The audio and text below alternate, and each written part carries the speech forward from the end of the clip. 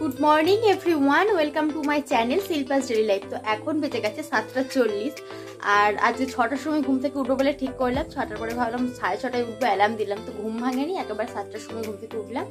এখন বাসে কাজকর্মগুলো শেষ হয়ে গেছে, চাটা আমি বসিয়ে দিয়েছি আর বাপি এখনো ঘুম থেকে ওঠেনি, মা চলে গেছে গোয়ালে। তো চলো রান্নাঘরে যাই, চাটা দেখি কত দূর হলো। একদম লো ফ্লেমে বসিয়ে দিয়ে এসেছি, উল্টো নাচলাম, এবার রান্নাঘরে যাই।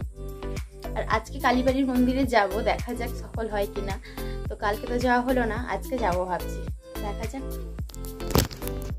এইখানে দেখো আমি চা বানিয়ে নিয়েছি, বাপির জন্য চিনি ছাড়া আর আমার আর মায়ের জন্য চিনি দেওয়া চা বানিয়ে নিয়েছি। তো বিস্কুটটা এখনো নেওয়া হয়নি, ভাবছি মুড়ি খাবো, তো সেই জন্য আজকে আর বিস্কুটটা নিচ্ছি না, মুড়ি দিয়ে খাবো বলে। আর এইদিকে দেখো দুধটা আমি গরম করতে বসিয়ে দিয়েছি। আজকে সকালবেলা অল্প পরিমাণে দুধ ছিল, তো একটা হাঁড়িতেই ছিল, সেটাই গরম করে নিচ্ছি।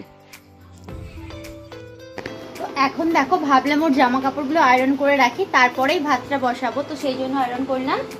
আর এই যে আমার জামাটা আয়রন করলাম, ভাবছি এটা আজকে পরে যাব, অনেকদিন পরা হয় না, মাত্র দুবার পরেছি। পুজোর সময় নিয়েছিলাম, পুজোর সময় পরেছিলাম, আর তারপরে মনে হয় একবার পিসির বাড়ি গিয়েছিলাম তখন পরেছিলাম, আর এটা পরাই হচ্ছে না। আবার পুজো আসতে যাই, তাই ভাবলাম এটা একটু পরি। তো খেয়ালই ছিল না যে এই জামাটা আমার আছে বলে। তো চলো আজকে এটা ভাবলাম পরে যাব, দেখা যাক কি হয়। আর ওইদিকে বরের জামাগুলো আয়রন করে রাখছি, চলো করে রাখি। অনেকগুলো বাসন পড়েছে, তো এটাতে লুচি আছে, বাকিগুলো হচ্ছে সমস্ত কিছু রোদে দেওয়া হয়েছিল, এগুলো শুধুমাত্র জল গুলিয়ে ধুয়ে নিলেই হয়ে যাবে, ধুয়ে রাখতে হবে। এই যে চা খাওয়ার বাসনপত্র পড়েছে, এগুলো ধুয়ে রাখবো। আর বাগানে গিয়েছিলাম, একটা আম নিয়ে আসলাম, আম দিয়ে টক ডাল বানাবো, সেই জন্য নিয়ে আসলাম। এগুলো ডালটা আগে সেদ্ধ বসিয়ে দিই, বাকি সময় এগুলো ধুয়ে রাখি, দিয়ে একেবারে ভাত টাত বসাবো।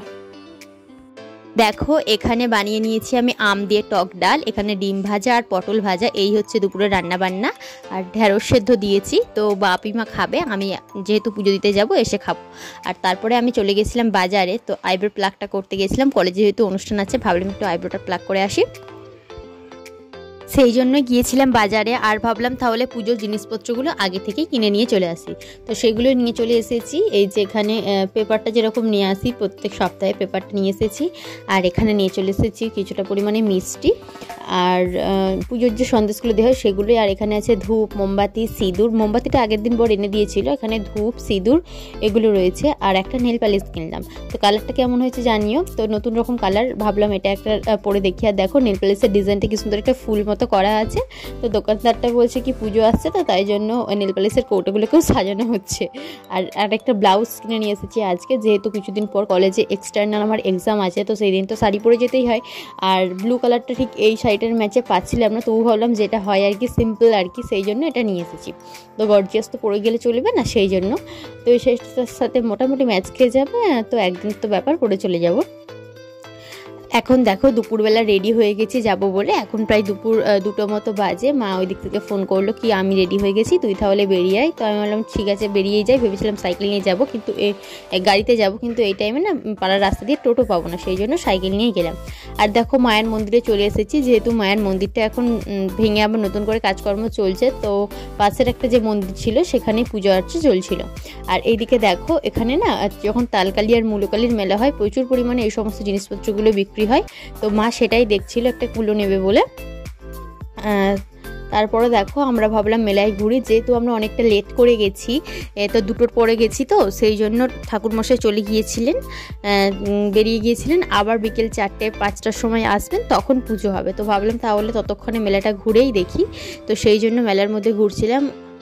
আর মোটামুটি অনেক দোকান বসেছিল, বেশ দোকান বসেছিল, তবে ভিড়টা কম ছিল এই আর কি, যেহেতু 2 দিন ধরে পুজোটা হচ্ছে। আগের দিনে হয়তো বেশি লোকজন এসেছিলেন, আজকের লোকজনটা অনেকটাই কম।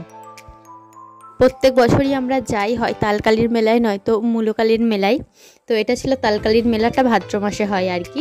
আর এখানে চলে এসেছিলাম দোকানে, অনেক রকমের কানের দুল, চোকার বিক্রি হচ্ছিল। তো মেলাতে গেলে তো কিছু না কিছু কিনেই থাকি, তো কী কী কিনেছি সেগুলো অবশ্যই তোমাদের সাথে পরে শেয়ার করব একদিন। আর এখানে দেখছিলাম, তবে মোটামুটি না সমস্ত কিছুই যেন একবার ব্যবহার করেছি বা পুরাতন হয়ে গেছে এরকম মনে হচ্ছিল, তাই জন্য বেশি কিছু আর কেনা হয়নি। কারণ কি প্রত্যেক বছর যখন যাই আর একই তো দোকান বসে, সেই জন্য যা যা নতুন বছর নতুন নতুন কালেকশান ওঠে সেগুলোই শুধু নতুন ছিল, বাকি আলাদা। আর হচ্ছে দেখো এখানে তারপরে আমরা ঘুগনি খেতে লেগে গেছি, আগে খেয়ে নিয়েছি ফুচকা, তারপরে এখানে খাচ্ছি ঘুগনি। তো পুজোটা দেওয়া আমাদের হয়ে গেছে, তারপরেই আমরা খাচ্ছি। তারপরে বাড়ি চলে এসেছিলাম, প্রায় বাড়ি আসতে বেজে গেছিলো সন্ধ্যে 6টা, যেহেতু 5টার দিক করে পুজোটা হয়েছে। আর সেখানে আমি চা করতে বসে গেছি, আর ফল টলগুলো মা পাঠিয়েছিল, আমি শুধু প্রসাদটা কিনেছিলাম, মা পুজো দিয়েছিল ফল দিয়ে, তো সেটাই পাঠিয়েছিল। ভাবলাম কি সেটা আমি কেটে নিয়ে সবাই মিলে খাই। তারপরে তো সকালবেলা তো সেই মুড়ি খেয়েছিলাম, ভাত টাত খেয়ে যায়নি, ভাবলাম সন্ধ্যাবেলা ভাত খাবো না বলে এখন আমি মুড়ি নিয়েছি আর লিকার চা নিয়েছি।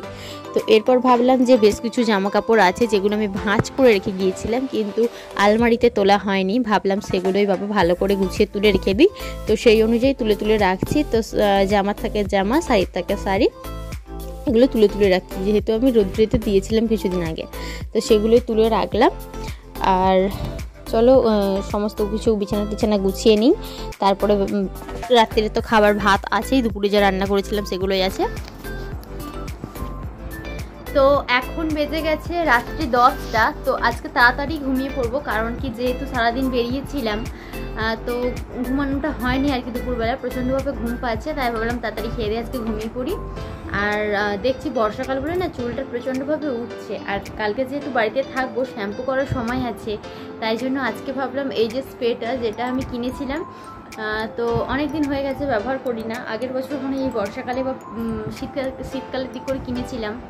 তো যখন আমার এটা সলিউশন হয়ে গেছিলো, আমি ব্যবহার করা বন্ধ করে দিয়েছিলাম।